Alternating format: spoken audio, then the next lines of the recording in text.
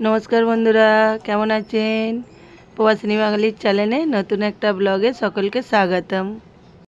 তাজমহলের ইতিহাসটা তো আমি পার্ট 1-এ কিছুটা দেখিয়েছি, পার্ট 2-তে কিছুটা দেখিয়েছি।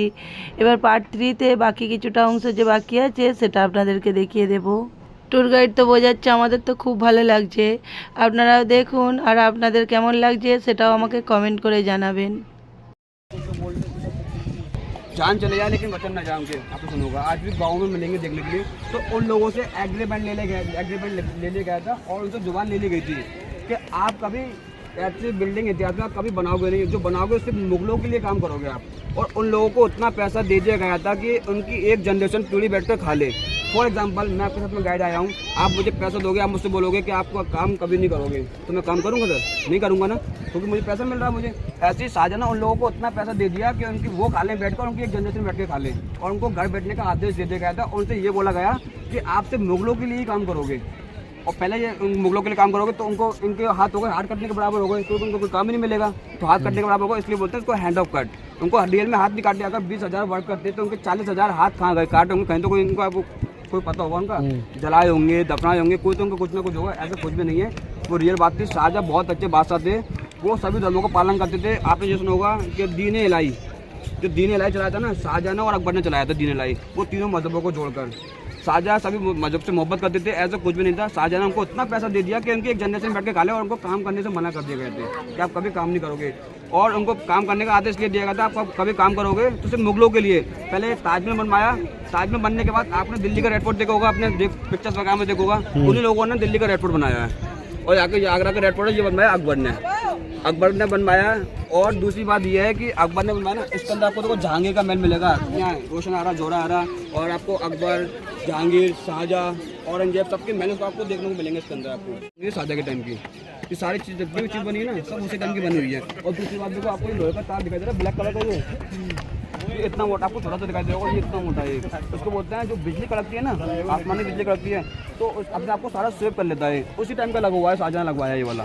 क्योंकि जितनी भी बिजली कड़कती है ना, अगर बिजली कड़केगी, इसकी डोम को ऊपर गिरेगी तो डोम फट जाएगी, बिजली के मारे फटेगी ना। तो उसी टाइम का ये लगाया हुआ है। शाहजहां ने उस टाइम का दिमाग था कि अगर बिजली वगैरह कड़केगी, अपने आपको सारा स्वेप कर लेता है अपना कोई, तो उसमें कोई भी दिक्कत नहीं आती, कोई भी प्रॉब्लम नहीं आती। उसी टाइम का लगा हुआ है, उसको बोलते हैं स्काईलैंड। ये ब्लैक कलर का जा रहा है, जो ये इतना मोटा, आपको छोटा सा दिखाई दे रहा होगा, लेकिन ये इतना मोटा है, ये थोड़ा ब्लैक कलर का दिखाई दे रहा है। और ये चांद दिखाई दे रहा है, सब सोने को हुआ करता था। और पहले इस मीनार पे जाना भी अलाउड था, अब ये बंद कर दिया गया। क्यों बंद कर दिया? पहले ऊपर से फोड़ने की डेथ हो गई गिरकर, ऊपर से, क्योंकि फोड़ने के होता वीडियो बनाए थे, डांसिंग वगैरह वीडियो बनाए थे, ऊपर से फोड़ने की डेथ हो गई, तो गवर्नमेंट ने उसको बंद कर दिया इसलिए। और अभी 1 महीने पहले की बात है, अभी एक फोनर की डेथ हो गई यहाँ पर गिर के, 1 महीने पहले की डेथ है। तो जो पूरा बच जाता है नमाज के लिए, पूरा एरिया पूरा बच जाता है इसके अंदर। और ये बुजुर्ग खाना है, जिसमें मुस्लिम नमाज पढ़ने से पहले ये पानी बना हुआ है ना, इसके अंदर पानी भरा हुआ है, इसके अंदर बुजुर्ग नहाते हैं, आदमी रुकते हैं, ये बुजुर्ग खाना शाहजहां के टाइम का बना हुआ है इसके अंदर। और ये पूरा वहाँ से लेकर अंदर से लेकर पूरा तक हो जाता है। ईद की नमाज होती है ना, तो पूरा हाउसफुल हो जाता है पूरा। उस दिन 2 घंटे ईद की जो नमाज होती है, सुबह होती है 8 बजे मॉर्निंग में, तो पूरा फ्री होता है। आप लोग भी आ सकते हैं इसके अंदर, तो कोई टिकट नहीं लगेगा आपका, 2 घंटे के लिए फ्री होता है ईद वाले दिन। बट फ्राइडे के दिन आपको नहीं आने देंगे ईद के लिए। हाँ, ईद के दिन आपको एंट्री मिलेगी फ्री में, 2 घंटे के लिए, सुबह 8 बजे से लेकर 10 बजे तक आपको एंट्री मिलेगी। कि 1 दिन पहले ऑनलाइन टिकट बुक करानी पड़ेगी आपको, 1 दिन पहले। विंडो से नहीं होगी, इसका जो मेन ऐप, ये ASI का ऑफिस है ना, जो उसको संभालता है, इसको आर्कियोलॉजिकल सर्वे ऑफ इंडिया, उसके अंडर में आता है पूरा ये। तो आपको उसके ऑफिस जाना पड़ेगा, और उसको टिकट आपको ऑनलाइन बुक करानी पड़ेगी मून लाइट के लिए। नाइट को देखना आपको ताजमहल, उसकी खूबसूरती देखनी है ताजमहल की। तो मून लाइट को दिखता है ना आपको, जो होता है ना मिल्क, दूध मिल्क, उससे ज़्यादा डबल को खूबसूरत दिखाई देती है। और जितना भी इसके अंदर स्टोन लगा हुआ ना, जितना भी देख रहे हो आप, पूरा स्टोन डायमंड की तरह लाइट मारता है पूरा, जितना भी देखा सब चमकता है डायमंड की तरह, बिल्कुल जैसे हीरा चमकता है ना मैडम, वैसे आपको सब चमकेगा। देखो पूरा दिखाई देता है चमकता हुआ पूरा डिजाइन आपको, इतना खूबसूरत लगता है नाइट में ये। देखो अदर दिखा दूँ मैं आपको, देखो ये नॉर्मल है, without moon light, without moon light की है, इसमें कोई मून लाइट नहीं है। ये वैसे मैंने कहा था रात को 9 बजे का फोटो है, ये वैसा ऐसा चमकता है। जब मून लाइट होती है ना, जितना भी स्टोन होता है, इसका जो वाला जो स्टोन लगा हुआ ऊपर में, पूरा आपको डायमंड का चमकता है, लाइट मारेगा इसके अंदर, पूरा चमकता है पूरा। ये 540 रुपये पर पर्सन की टिकट होती है इसमें बंदे की। आपको रॉयल गेट तक आपको एंट्री। उसके बाद उनकी डेड बॉडी को यहाँ पर दफनाया गया था, यहाँ पर लाया गया था। अच्छा, इधर 2 मंथ के लिए उसको यहाँ पर रखा गया था। उसके दफनाने के बाद क्योंकि इसमें व्हाइट बिल्डिंग का काम चल रहा था, उसका फाउंडेशन का काम स्टार्ट हुआ था, चल रहा था, तभी तक फिनिश नहीं हुआ था। हाँ नहीं काम कंप्लीट नहीं, इसका ताजमहल का काम जो स्टार्ट हुआ था, जो कवर की जगह बनाई वहाँ रखने के लिए, अंदर दफन करने के लिए, तो उसको 2 मंथ के लिए इसको यहाँ रखा गया था। मुमताज की डेड बॉडी को, वो होता है ना ताबूत के अंदर डेड बॉडी, मम्मी को पट्टी के अंदर लपेट कर, व्हाइट वाली पट्टी के अंदर, उसको यहाँ पर रखा गया था 2 मंथ के लिए। एक्चुअली क्या है, मुमताज ने ताजमहल देखा था कि नहीं देखा था, मरने के बाद ही बनने बनाया। के बाद काम स्टार्ट हुआ है ना, तो उसको 2 मंथ की डेड बॉडी मुमताज को यहाँ पर रखा गया इस जगह पर। उसके बाद जब काम स्टार्ट हो गया, यहाँ से उठाकर उनकी डेड बॉडी को उठाकर वहाँ बिल्कुल ताजमहल के अंदर नीचे दफनाया गया था, वो सेंटर से ताजमहल को। हाँ 6 मंथ के लिए एमपी के अंदर बुरहानपुर को रखा गया था। उसके बाद 2 मंथ के लिए यहाँ रखा गया था मुमताज की डेड बॉडी को। ताबूत के अंदर होता है ना, मम्मी बनाकर, मम्मी होती है ना बनाकर, पहले टाइम में चलती थी मम्मी हाँ ताबूत के अंदर। तो उसके बाद यहाँ से उठाकर दफन करा गया था व्हाइट बिल्डिंग के अंदर, ताजमहल के अंदर। इसलिए इसको मोन्यूमेंट बना दिया गया है इतिहास के लिए, समझ रहे हो, इसको यहाँ बना दिया गया इसका।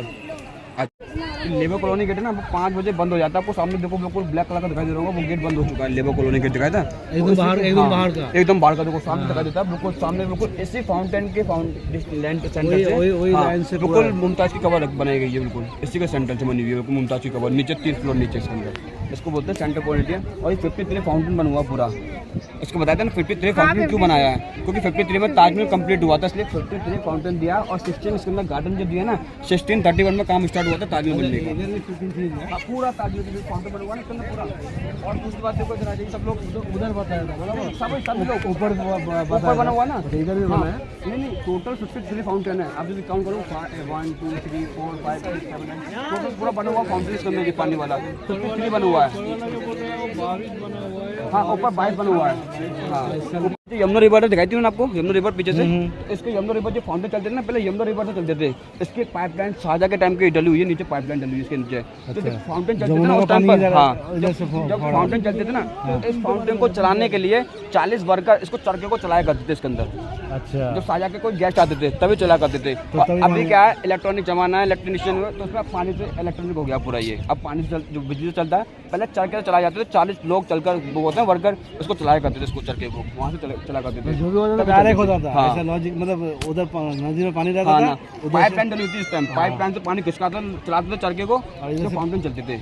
अब इलेक्ट्रॉनिक है, बिजली का है, तो सब डायरेक्ट कर दिया, डायरेक्ट कर दिया, समझ गए? इतना लॉजिक है इसके अंदर। आ जाओ, जब देखने के लिए आपको लगेगा कि 405 साल पुराना है गहना मुमताज का ज्वेलरी है, समझ रहे हो? वो ले जाने के लिए उधर है गए ना, वो लाल वाला किला में म्यूजियम, वो आपने अभी बंद हो गया, 2 बजे क्लोज हो जाता है वो। अच्छा, हर दिन 2 बजे बंद होता है? हाँ जी, 2 से 2 कभी 3 बजे से बंद कर देते हैं। संडे के दिन लास्ट डेट होता है 4 बजे तक। आप संडे ना, हाँ उस टाइम पर शाहजहां के टाइम पर वो शाहजहां का जो मेन शाहजहां के गेस्ट आते थे ना, वहाँ से वही लोग एंट्री करते थे। और आपको देखो छोटे गेट दिखाई दे रहा है, उसको बोलते हैं एग्जिट गेट। ये शाहजहां के जो सैनिक थे ना, सिपाही, वो यहाँ से इसी गेट से आते थे और इसी गेट से जाते थे, इसको बोलते हैं सैनिक गेट। आपको देखो उसकी लंबाई देखो बहुत कम देखने को मिलेगी, क्योंकि उनका मानना था शाहजहां कि जो पहले के लोग होते थे ना, 8-8 लोग होते थे, बहुत ज़्यादा लंबे होते थे। तो जब लोग सैनिक निकल के आते थे ना उसके अंदर से, तो सर झुका के आते थे, क्योंकि शाहजहां का कहना था कि सामने वालों को यार तो मुझे सलाम कर दो, सर झुकाता है। तो आपको दिखाऊंगा गेट आप देखिए, आपके गेट से इतना हाइट इससे सिपाही जाया करते थे। ये लेबर कॉलोनी गेट, जो लेबर थी शाहजहां की, वो दूसरे गेट से इसके बगल में बना हुआ था। यहाँ से ओनली वही जाते थे शाहजहां के गेस्ट, शाहजहां के मेहमान, इसी वाले गेट से। शाहजहां ने हर चीज़ को बनाया था, सिपाही के लिए अलग बनाया था, लेबर के लिए अलग बनाया था, सबके लिए। और देखो उसको डिज़ाइन दिखाई दिया, पूरा डायमंड का डिज़ाइन दिया गया है उसको, पूरा डायमंड का डिज़ाइन। तो पूरा अरबिक लैंग्वेज देखो, आज अरबिक लैंग्वेज दिखाई दे रहा है आपको, ये आपको देखो ये लैंग्वेज दिखिए, ये आपको ऐसे दिखाई दे रहा होगा। ये एक सा नहीं है, ये नीचे से छोटा, ऊपर से बड़ा बड़ा कर दिया गया पूरा। आप दूर से देखोगे, पास से देखोगे, बिल्कुल आपको सेम दिखाई देगा, लेकिन ये सेम ये है, ऊपर से नीचे छोटा लिखा है, ऊपर से अरबिक लैंग्वेज लिखी है, ऊपर से बड़ा बड़ा कर दिया गया। क्यों? क्योंकि आप दूर से भी देखोगे ना, बाहर से इसको आपको अच्छी दिखाई देगी, पास से दिखाई देगी, आपको अच्छी दिखाई देगी बिल्कुल। लेकिन यहाँ से निकलने के बाद आपको ताजमहल का दीदार होगा। आ जाइए, देखो आपको एक चीज़ दिखा दूँ मैडम आपको, इसको बोलते हैं नज़र का धोखा। आप देखिए वहाँ से जाइए, वहाँ से आपको वापस आइए, आप अंदर जाओगे ना ताजमहल को देखो, व्हाइट वाली बिल्डिंग को, आपको लगेगा ताजमहल मुझसे कितना दूर जा रहा है। आप जैसे वापस बैक आओगे ना, आपको ताजमहल अपने आप कुछ नज़दीक में आएगा। ये इसको बोलते हैं नज़र का धोखा। देखो आप अंदर जाइए, वहाँ से दोबारा वापस आना, अब वहाँ से वापस आना, आपको लगा ताजमहल मेरे कितने क्लोज आ रहा है। कि आप अंदर देखिए, देखो अंदर अंदर जाएगा ना, आपको लगेगा ताजमहल से दूर जा रहा है। आप जैसे बैक आते जाओगे तो आपको वहाँ से देखोगे तो आपको लगेगा ताजमहल से कितना दूर है। उसको बोलते हैं नजर का धोखा। हाँ हाँ, जैसे लग रहा है दूर जा रहे हैं। हाँ हाँ, पीछे आ रहा हो तो लग रहा है पीछे आ रहा है, सच्ची में। हाँ वही लग रहा है ना, लग गया तो हमारे साथ में तो अंदर जाइए, देखो लगेगा आपको नजर का धोखा। दूर जा रहे हैं। हाँ? पीछे आ रहा है तो मेरे पीछे भी सामने आ रहे हैं। बिल्डिंग को फोकस है ना व्हाइट वाली पर, आप अंदर तक जाओगे ना सीधा आपको लगेगा कि मुझे ताजमहल से दूर जा रहा है। अब वापस बैक आओगे तो लगेगा ताजमहल मेरे नजदीक आ रहा है। उसको नजर का धोखा बोलते हैं। তাজমহলটা তো আমাদের পুরোই ঘোরা হয়ে গেল, আপনাদেরকেও তো দেখিয়ে দিলাম। আর গাইড এত সুন্দর বোঝালো, ওনাকে তো সবাই আমরা ধন্যবাদ করলাম এত সুন্দর বোঝানোর জন্য। এখন তো সন্ধ্যা হতেই চলেছে। এখানেও তো লালকেল্লা আছে আগ্রায়, ওটা তো আমাদের আর দেখা হবে না, কারণ আমরা তো এখন যাব নিউ দিল্লি। এখান থেকে তো 3.5-4 ঘন্টা টাইম লাগবে।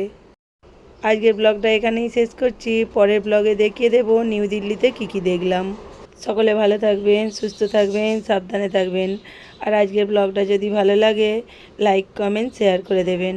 আর নতুন বন্ধু হলে একটা সাবস্ক্রাইব করে দেবেন।